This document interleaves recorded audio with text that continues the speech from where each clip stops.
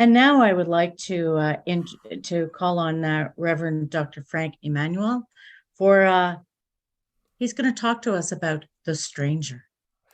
Welcome, Frank. Oh, thank you. I'm just going to share my screen here. So I will, hopefully that works for everyone. And I'm going to make sure that I can see the chat just in case there's chat messages that I need to know. It's good to, there's a couple old friends and a couple former students in the crowd, so that's really exciting. So let me just get this going here. It always takes a while to set up the tech every time you move over, but I'm used to this now. Okay, so welcome. So I've been asked to talk about the stranger. My emphasis, or my kind of fallback here, is that I'm really passionate about the kinds of stories we tell, that as a community, we're a storytelling community. And because I find, I can turn my voice up, I think. So that is, how do I get there? Okay.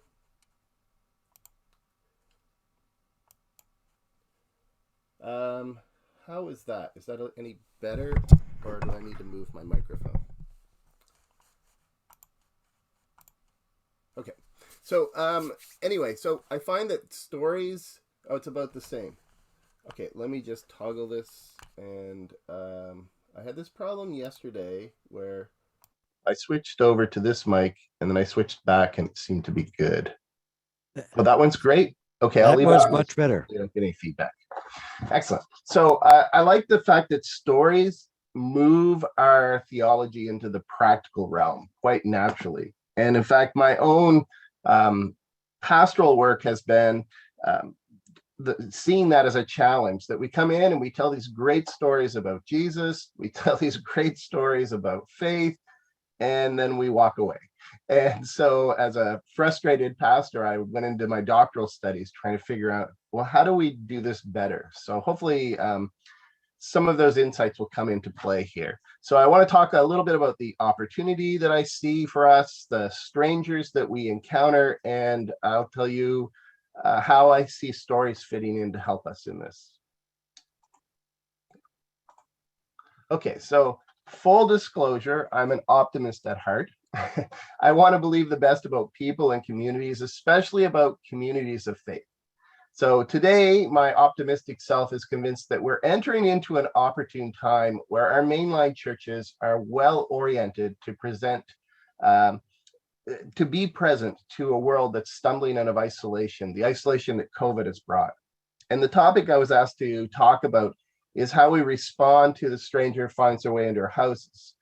Into our churches, into our houses. That would be anyway. So we're being back in the pulpit more and more these days. I'm surprised and encouraged by seeing new faces in the church, and even some faces that are much younger than the ones who faithfully held things together throughout the worst of the pandemic. So as our churches went online, it gave us the opportunity to imagine church a little bit differently and to think a bit more deliberately about what it is we truly value from our congregational life and from our worship services. And I've also had the chance to work with ministers and leaders who have found their way into my courses, the courses that I've been teaching since COVID. These are ministers who are struggling with how we come back from church that moved online and are very unsure about what it's going to look like. What is this post-COVID church going to look like? And in fact, last summer, I ran an online lecture series with the Atlantic School of Theology on the diversity of Christian worship expressions. It's a lecture series I've done a few different places, but most of the conversations ended up being pulled into this very direction by ministers who are looking at what church could look like. So the question that I want to reflect on here, or the questions that I'm going to kind of try and address here this morning, are who are the strangers that are coming into our churches? What makes people come into our churches? And how do we respond to them in a way that makes space for them? So the opportunity ahead of us is tied to how or to why people are coming to our communities. And some of the reasons that I have been seeing are these. First, COVID has given people enough pause to think about what they really want from a community of faith. I know a lot of folks who have been frustrated with their church experience for a long time now. Many of them opted out of online church completely. As we open up again, some of those folks are rethinking what they would like to return to, and even the things that would keep them away. And one of the hard things for those of us who love the experience of corporate worship has been recognizing that not everyone has had such positive experiences of church life. And when someone does enter into our churches, it is an opportunity to learn from them what it is that really spoke to them about church, what drew them there, and what it is that they're perhaps comfortable walking away from.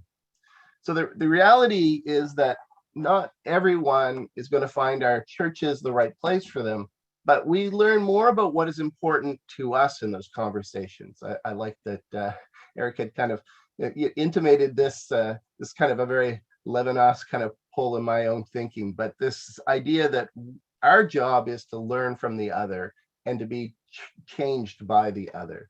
So the other side of that coin, though, and I think it was also mentioned, is that people will put up with a lot of things they dislike if there's things that are really important to them that are present. A good example of this is we did a small group on the Ottawa U campus. I had this young Brazilian law student. He was a law grad student doing, he actually harassed me till I started this group with him. So I said, well, you go grab people and we'll come in and we'll do a service in your dorm room, like it was a shared dorm room. Anyway, it was great. We had mostly law students. Most of them were Latin American and practicing Catholic. So that was a bit of a fun challenge for us. And then we had this Polish couple that came in where the guy who is a journalist who had come because his wife was studying, doing grad studies, he was really excited to be in the place. He was just evident. He was just like, oh, I love this. But his wife was kind of standoffish. And I went and talked to her after our gathering. And I said, so, did you enjoy yourself? And she's like, yeah, I did actually. And I'm like, oh, okay. So did you enjoy our worship music? And she's like, well, not really. Oh, no. And I said, what about the teaching? Because I did a little devotional teaching in those contexts. And she's like, not really. I'm like, oh, no, 2 strikes. But I said, well, what did you like? And she said, well, at the end where we broke up and went off into different rooms and prayed for each other, that was really, really, really good. And so they kept coming back. That was the thing that drew her. It was not the thing that I thought was drawing people out to our gathering. So just something about, people will come out and they'll put up with things that they don't like in it if the things that are really important are there. There's also a rise in what we've called the religious nuns. That's a term I'll explain. That's from Ryan Burgess, has written probably the best book on that. But this notion of the religious nuns and duns, I call them. I've been running a special lecture series on the history of evangelicalism in North America. And we're asking questions like, how do we go from Protestant traditions that were building the fabric of North American society, often with a very positive influence, to more than 80% of white evangelicals voting for Trump in 2016? Like, how do we get there? And where I like to end up in that lecture series is with this notion of the religious duns, or the religious nuns. So Ryan Burgess' book, it's called The Nuns, Who They Are, Where They Come From, and where they're going. And it's an excellent resource. He's a Baptist minister who's also an academic sociologist, and he's doing good academic work in this. Burgess differentiates between what he calls the nuns and the nothing in particulars. So I like to think of what he thinks of as the nuns as the duns, because it kind of fits into this category a little better. But those are people who are done with formal religion. Most often it is with evangelical Christianity, although certainly other religions have not been immune to this trend. The duns correlate with another group that I keep running into, and that is evangelicals that are deconstructing their faith. Now, evangelicals have leaned into a modernist version of apologetics that is more about indoctrinating people against deeper faith questions than it is about developing a depth of faith in its adherents. And that's been taking quite a toll on the evangelical churches. So the big challenge here is that where the modern evangelical church has not been comfortable dealing with a lot of challenging faith questions, and it's not been really helpful for people who are deconstructing. I see that that's really something that's a strength for us in the United Church, where we have a ability. This is a whole notion of unity is really important, but it allows us to recognize that we're not all the same. We're not all thinking through, and we're not all in the same places. And if we have a place where we can explore those questions, that's gold. And in fact, the other week we had and people will tell you when they're questioning. So I was at Southminster United, which is where I've been preaching most recently, and we had this lady. She was a Dutch lady, and we were talking about her experiences, and she started to kind of probe. She said, well, I'm not really sure about this Trinity thing. And I'm like, okay, well, that's great. So she's trying to figure out if this is a safe place where she can have she's like trying to figure all these things out. And does she have to kind of adhere to what we're saying is the norm, or can we allow her to actually do this process? And they will probe us. People will see if we can tolerate people living in the tension of questioning everything about their faith. So one of Burgess' insights is that the Duns are actually gravitating towards forms of community that don't have all the religious trappings that they have kind of associated with stifling their ability to ask these questions.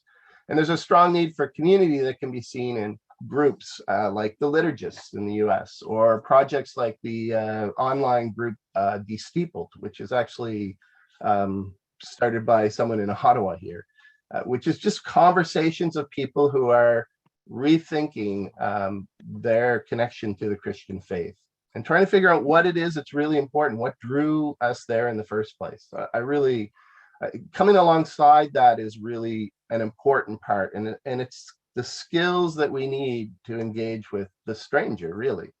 So even what I call the nuns are actually looking for community, but they are often wary of heavy-handed religious context because it's simply foreign to their experience. They're really what we could think of as the modern equivalent of unchurched people. So I'm seeing those people show up. And then the other thing that is important to recognize in terms of my optimism here is that the world is a changing place. There's less tolerance for othering. There's lots of questions about who is actually considered valid in faith communities. When I was doing a lot more academic conferences pre-COVID, I had the pleasure of traveling around with my friend, Dr. Mike Tapper. He's a Wesleyan scholar, great Wesleyan scholar, actually. Mike always seemed to know people wherever he went. So he would always arrange, well, if he didn't, I knew someone. So we would always find families to put us up when we go to these conferences. And inevitably, we'd be sitting around a kitchen or around a table, and we'd be having a conversation.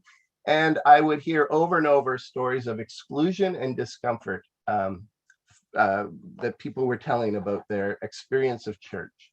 And one of the most common stories that I would hear is about a relative or a close friend who had either come out as queer or trans, and their painful realization that the people they loved were not really welcome in their churches, at least not welcome for who they were. And I think about my own children in their 20s now. They have no interest in going to any church where their friends would not really be welcomed. The world is changing, and many have become strangers to the typical church, impatient even with churches that are unwilling to question their own presuppositions and worldviews. And I see this as an opportunity for churches that have been working hard to build affirming spaces with an emphasis on social justice. But hearing from the strangers is an important way that we can actually refine our approaches to those efforts. We can try and do those things, but we need to do them with people that are actually impacted, people who are actually the others in that situation, who have traditionally been othered, because we don't often see the ways that we other people. This was really great in the land acknowledgement, how this came up. So hearing from the stranger is an important way that we refine our approaches to these efforts, especially in hearing how our works of justice resonate with our neighbors. And so this really is the reputation of the United Church as a justice-focused church, which is attractive to those wanting to find a way to make a difference in the world. And it doesn't mean that folks will flock to us. Wow, putting those two words together is kind of a funny one. But it's true. I like the notion that in the 50s, there was this great push towards the United Church. Working with the Vineyard Church for many years, when we started, you put up a Vineyard sign and you had an instant congregation. But it's not like that for, I don't think, any of the churches nowadays. So it's something that we need to think through. So we need to recognize, or we need to hear the story that we are telling to people. We need to focus on that. They need to know that there are communities that share their values, and they need to know that they'll have a place in our communities, not just as an observer or visitor, but to be able to see themselves contributing to the life of our communities and telling their stories in our communities. Okay, so that's why my optimism is there. Does your community make space for people who are likely not your typical United Church goers? So I'll just tell two quick stories. The church that I pastored for the longest was a Vineyard Church, and we were trying to go back to a historical way of doing Vineyard Church, which was to start doing small groups and kind of connect those, and then do something more celebratory. We kind of meet once a month and do something celebratory as a larger community. But what's interesting about that is that because of the way that we did church, we thought we would attract more people who didn't have any church exposure. But what happened were people found out about us and knew my history in the church, and they had come from these Pentecostal contexts where they had been really kind of hurt in those churches. And so they felt like this would be a safe place where they could try and sort all of that out. They were not the people we signed up to work with, but they were the people that God had sent to us to work with. And even before that, the church that I'd worked with before was a traditional, they were trying to plant a traditional Vineyard Church from Nova Scotia. They had moved up. So things are more Baptist there than they are charismatic. But in Ontario, the Toronto blessing was happening. So there was a lot of charismatic stuff going on. And I remember the first time we did a meeting, we did it in a living room. And there were people standing outside the windows looking in because they couldn't all fit in the room. Like that was the days where you could put up a sign in an instant congregation, but it was also because of what was going on in Toronto. And it was really hard to try and do what, the couple that had come up and they were friends of ours and we were trying to do together. It just was not the people that we had signed up for. So there's always that. And at the best of times in both of those contexts, we leaned into the value of seeing whoever came to our churches as an opportunity and tried our best to leave people better than when we found them, or rather before they found us. So this is something we had drawn from our denominational tradition, or at least how we interpreted our tradition. So the place where we will find the most useful resources to be communities that make space for the stranger has to come from our roots. It has to come from who we understand ourselves to be as a people, as a tradition, and as a church. So, I'll do this. I want to tell this other story. So, in my course on the history of evangelicals that I'm running right now, I have a student that came to my class whose reason for coming is he's part of a struggling mainline congregation. But he sees this one church in his neighborhood that's actually growing. It's a multiracial Pentecostal church. And he wants to know why and what can we learn from them that might save churches like his own. But the interesting thing to me is that he's not aware of the history of the Pentecostal church. He's not aware that they have a long history of multi-ethnic congregations. And they have a large number of non-white leaders. And their founding story is one of restoration, the restoration that's inherent in the Pentecost event which they read as the Spirit bypassing linguistic and cultural differences in order to bring good news to everyone. That kind of founding narrative has not been without opposition. We could talk about the differences between East Coast and West Coast Pentecostal movements, but no matter how much you try to homogenize a congregation, you can still reach back into your roots and into your founding narratives. So we had a good example of that in that we did a pastors gathering, and they were trying to encourage us to do multi-ethnic congregations. And they brought in a Pentecostal minister who had a very successful, large multi-ethnic congregation in Vancouver. And I'm listening to him talk, and I'm going, he's drawing from his roots, and you're trying to get us to draw from someone else's roots. And it's not that that's not part of who we can be, but it's going to take a little bit more work, because we have to recognize that we have these roots that, at least in the vineyard, they were Quakers and second generation Pentecostals who kind of came together around the hippie Jesus people movement.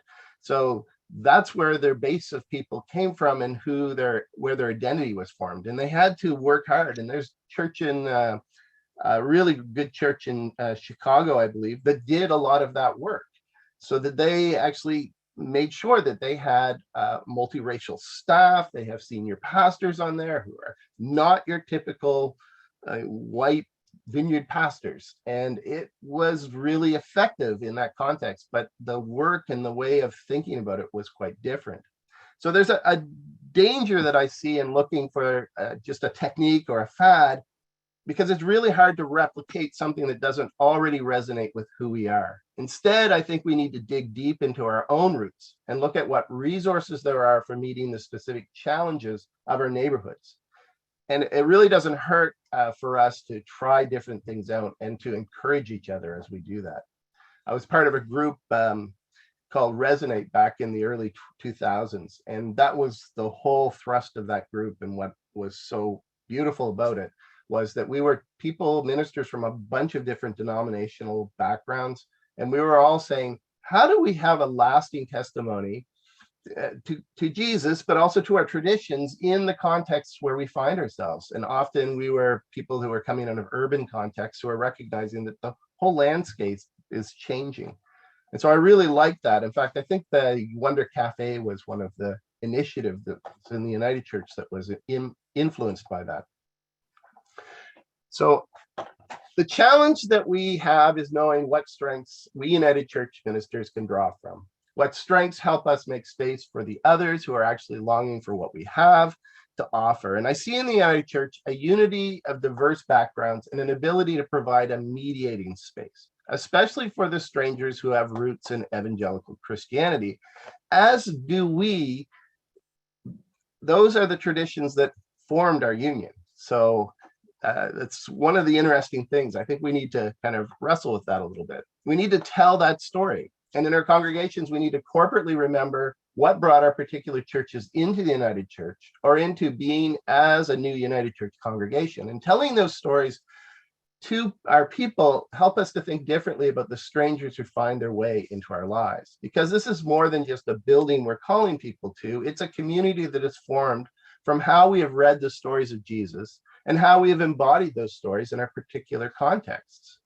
I'm doing a lot of work at Southminster, and I'm really enjoying it there because there's real sights of hope there, as they have this huge history of being a presence in their community. They make space for the neighbors to be part of what's going on there. And so part of what I see in my role there is to try and highlight those stories and say, how do we continue telling this story in the community? Because those are the things that, if that church closed down, those are the things the neighbors in the community would miss. And those are important things for us to recognize and to tell those stories.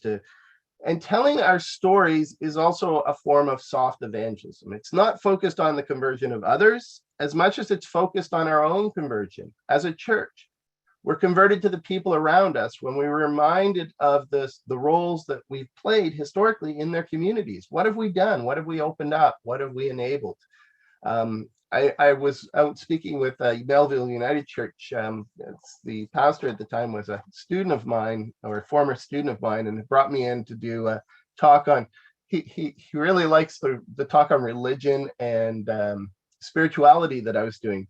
But the conversation after actually turned into, well, we're a congregation that is, we're kind of dwindling, and what do we do? And so we talked about like the ways that they actually are a presence in that community. What things would the community miss if they were gone? And they were able to identify those things. And so that's where their efforts need to be put into, is not in trying to find someone else's story, but to say, what's the story that God's been telling through us as a community? And how have we been part of that neighborhood?